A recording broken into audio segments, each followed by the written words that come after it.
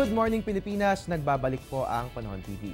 Alright mga kababayan, bali-balita po ngayon yung mga kaso ng sunog sa iba't ibang bahagi ng ating bansa. Kung kahit tapos na po ang Fire Prevention Month, ihahatid po namin sa inyo ang fire safety tips para magsilbing gabay sa inyong mga tahanan. Unahin po natin ang posporo, ilagay po natin ito sa mataas na lugar para hindi maabot ng mga bata. Usually kasi yan po yung pinagmumulan ng apoy kapag pinaglalaroan po ng ating mga anak.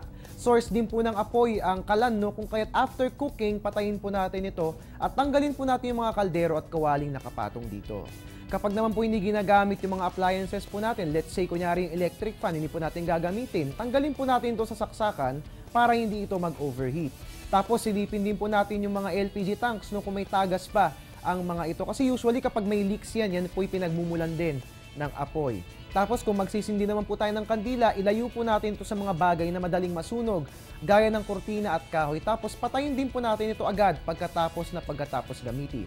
At dapat pinapacheck po natin yung ating mga electric wirings sa ating mga electrician sa ating mga bahay. Dahil yung mga faulty wirings po kasi, maaari rin niyang pagmulan ng apoy. At yan nga po mga fire safety tips na dapat nating gawin ngayong tag-init. Ang pagkakaroon ng sunog ang isa sa mga hindi natin gugustuhin mangyari sa ating bahay. So dapat i-practice po natin ang mga safety measures na ito and spread the word para maging sunog-free ang buwan ng Abril.